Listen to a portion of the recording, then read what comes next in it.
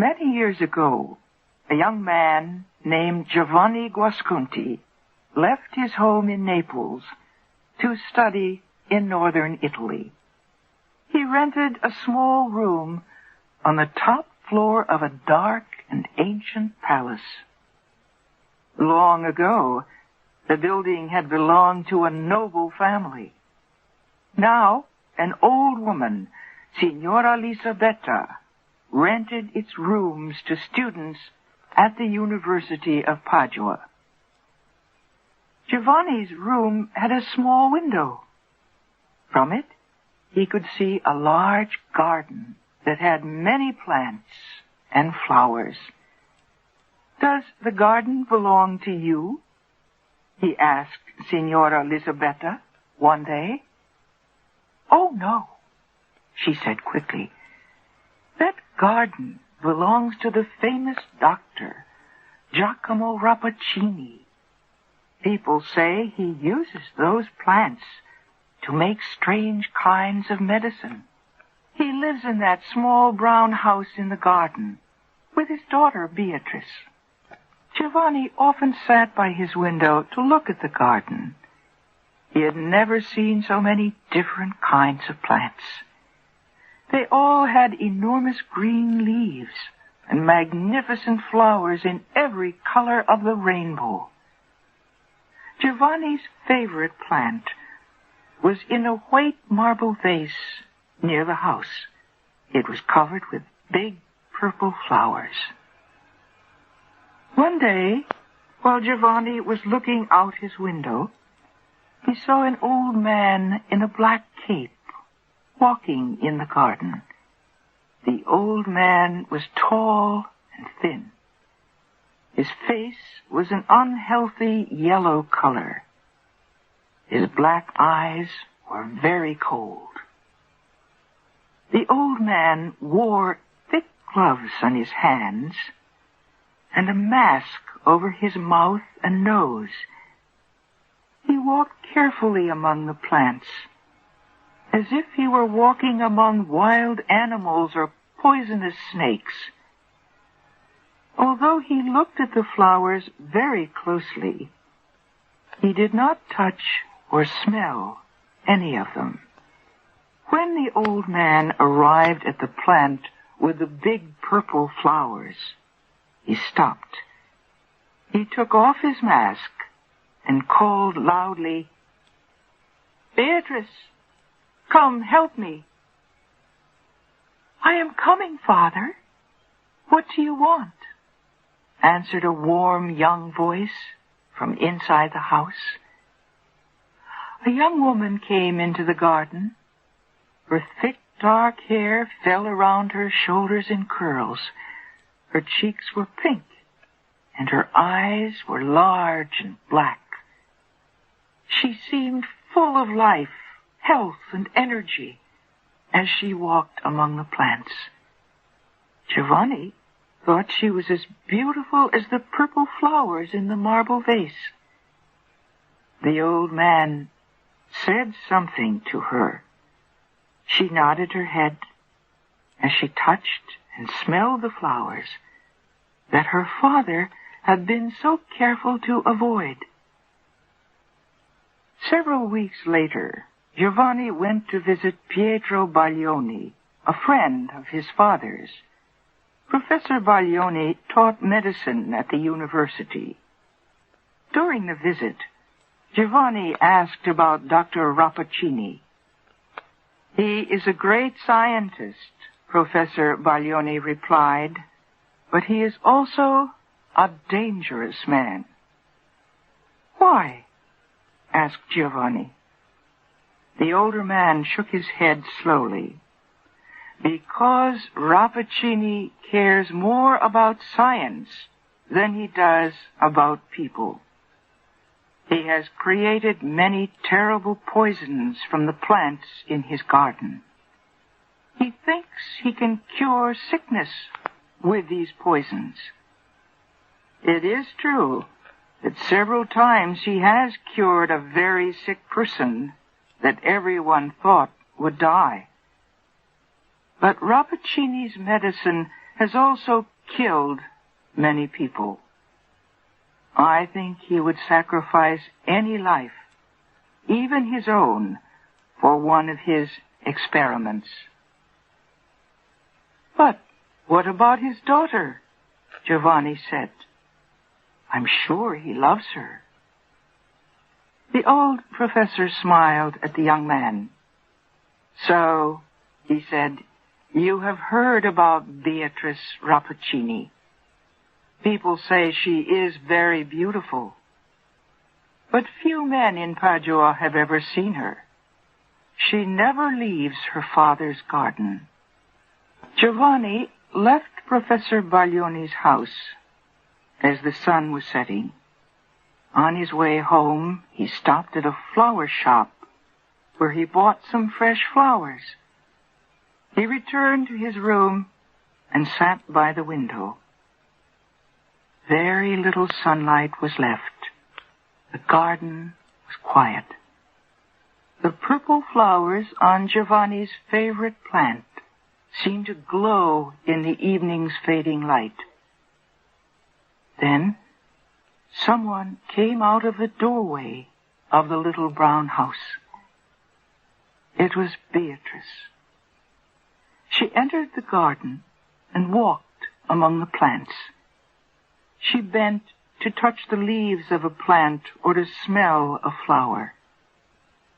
Rappaccini's daughter seemed to grow more beautiful with each step. When she reached the purple plant, she buried her face in its flowers. Giovanni heard her say, "Give me your breath, my sister. The ordinary air makes me weak. And give me one of your beautiful flowers." Beatrice gently broke off one of the largest flowers. As she lifted it to put it in her dark hair, a few drops of liquid from the flower fell to the ground. One of the drops landed on the head of a tiny lizard crawling near the feet of Beatrice. For a moment, the small animal twisted violently. Then it moved no more. Beatrice did not seem surprised. She sighed and placed the flower in her hair. Giovanni leaned out of the window so he'd see her better. At this moment, a beautiful butterfly flew over the garden wall. It seemed to be attracted by Beatrice and flew once around her head. Then the insect's bright wings stopped and it fell to the ground dead. Beatrice shook her head sadly. Suddenly, she looked up at Giovanni's window.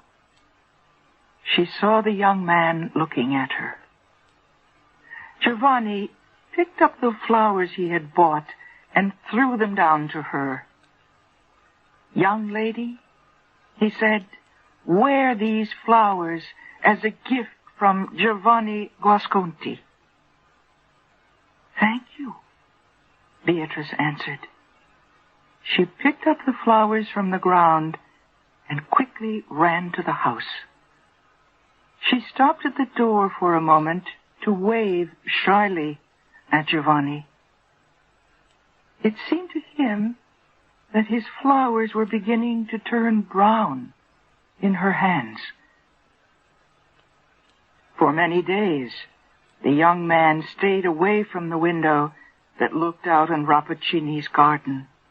He wished he had not talked to Beatrice, because now he felt under the power of her beauty. He was a little afraid of her, too. He could not forget how the little lizard and the butterfly had died. One day, while he was returning home from his classes, he met Professor Baglioni on the street. "Well, Giovanni," the old man said, "have you forgotten me?"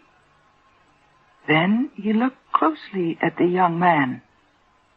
"What is wrong, my friend? Your appearance has changed since the last time we met." It was true. Giovanni had become very thin. His face was white, and his eyes seemed to burn with fever. As they stood talking, a man dressed in a long black cape came down the street. He moved slowly, like a person in poor health. His face was yellow, but his eyes were sharp and black. It was the man Giovanni had seen in the garden. As he passed them, the old man nodded coldly to Professor Baglioni, but he looked at Giovanni with a great deal of interest. "It's Dr. Rappaccini," Professor Baglioni whispered after the old man had passed them. "Has he ever seen your face before?" Giovanni shook his head.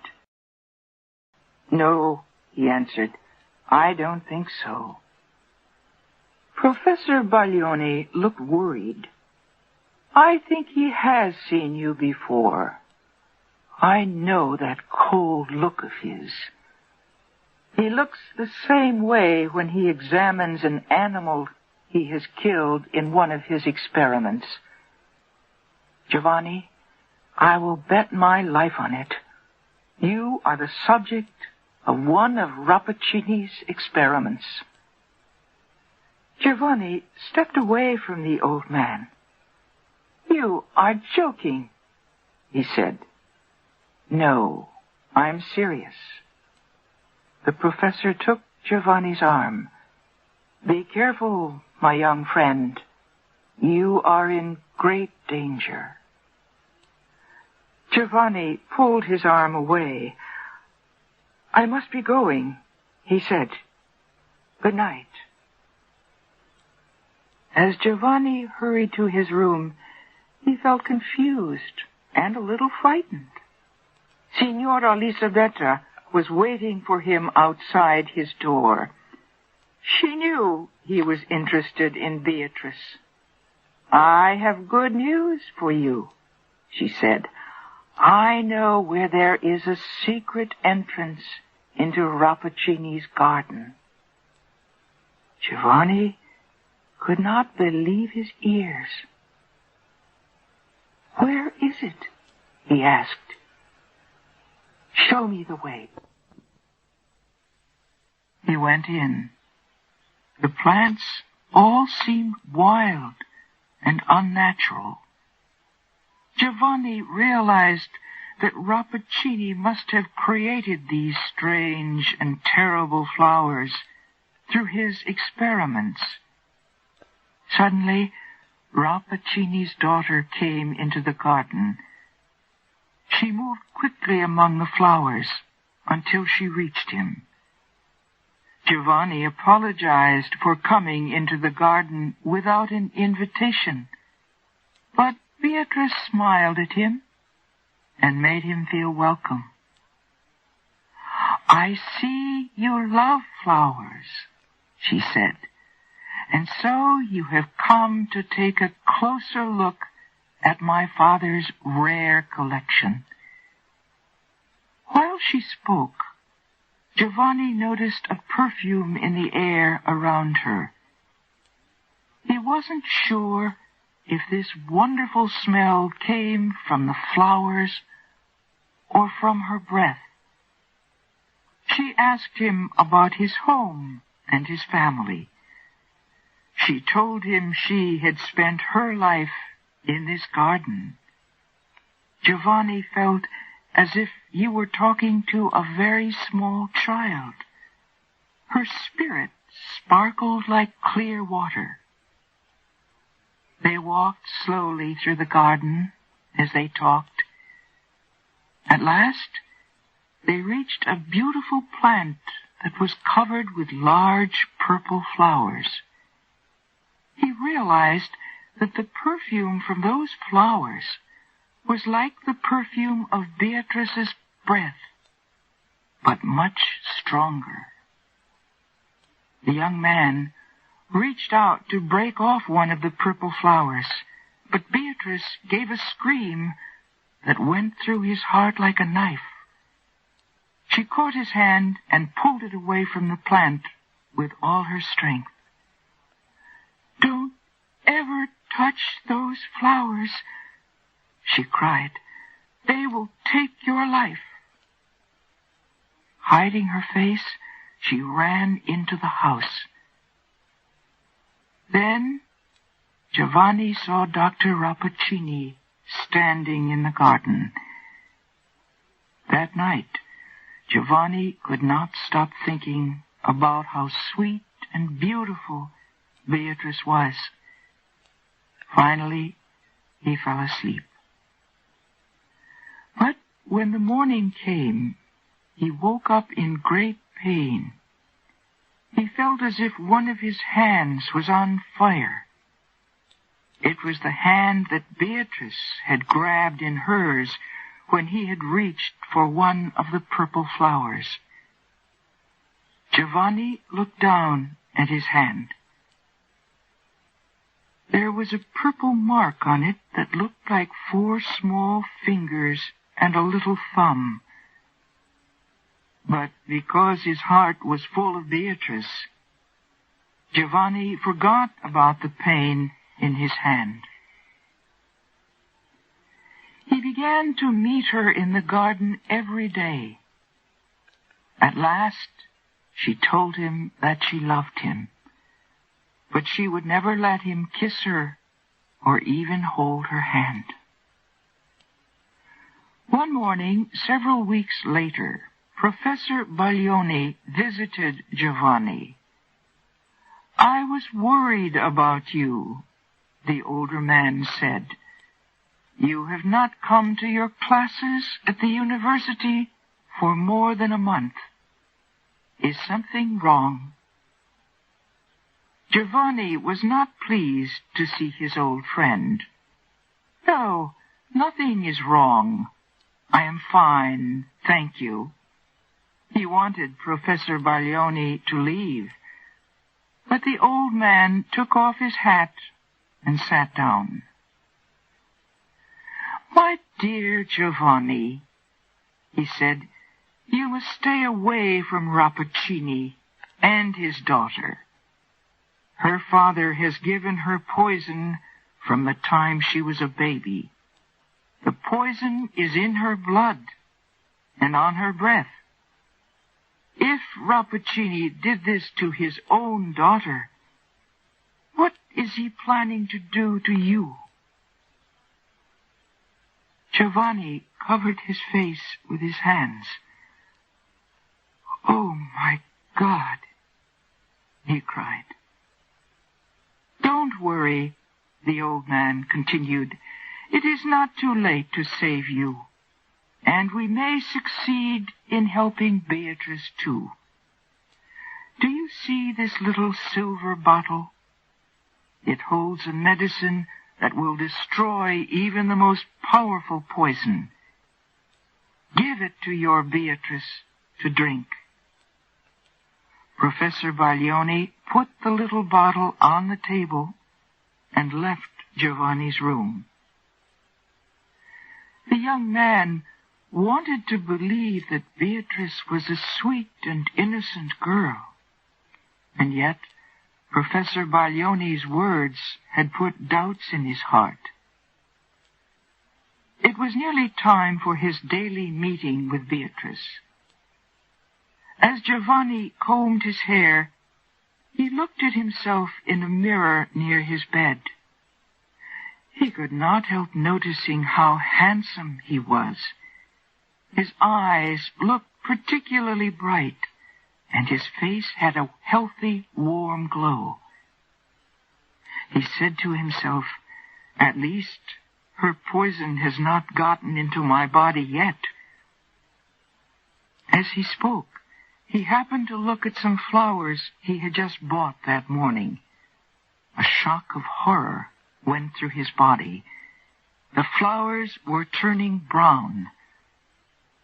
Giovanni's face became very white as he stared at himself in the mirror.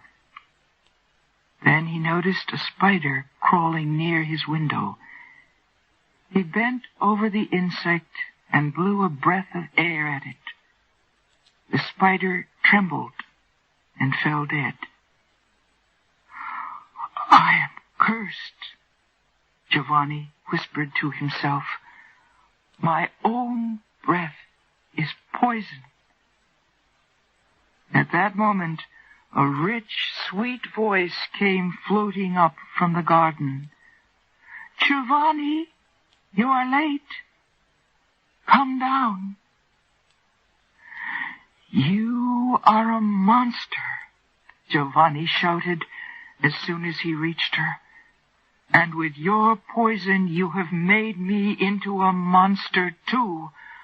I am a prisoner of this garden." "Giovanni," Beatrice cried, looking at him with her large bright eyes, "why are you saying these terrible things?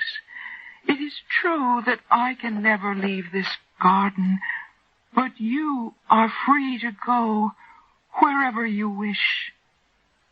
Giovanni looked at her with hate in his eyes. "Don't pretend that you don't know what you've done to me." A group of insects had flown into the garden. They came toward Giovanni and flew around his head.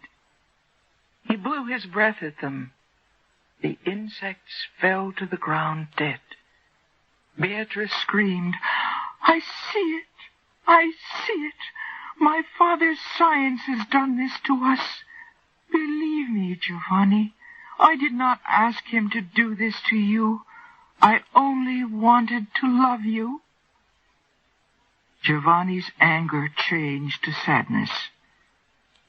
Then he remembered the medicine that Professor Baglioni had given him. Perhaps the medicine would destroy the poison in their bodies and help them to become normal again. "Dear Beatrice," he said, "our fate is not so terrible." He showed her the little silver bottle and told her what the medicine inside it might do. "I will drink first," she said. "You must wait to see what happens to me before you drink it." She put Baglioni's medicine to her lips and took a small sip. At the same moment, Rappaccini came out of his house and walked slowly toward the two young people. He spread his hands out to them as if he were giving them a blessing. "My daughter," he said, "you are no longer alone in the world. Give Giovanni one of the purple flowers from your favorite plant. It will not hurt him now. My science and your love have made him different from ordinary men." "My father," Beatrice said weakly, "why did you do this terrible thing to your own child?" Rappaccini looked surprised. "What do you mean, my daughter?" he asked. "You have power no other woman has. You can defeat your strongest enemy with only a breath. Would you rather be a weak woman?" "I want to be loved, not feared," Beatrice replied. "But now it does not matter. I am leaving you, Father. I am going where the poison you have given me will do no harm. Goodbye to you, Giovanni." Beatrice dropped to the ground. She died at the feet of her father and Giovanni. The poison had been too much a part of the young woman. The medicine that destroyed the poison destroyed her as well.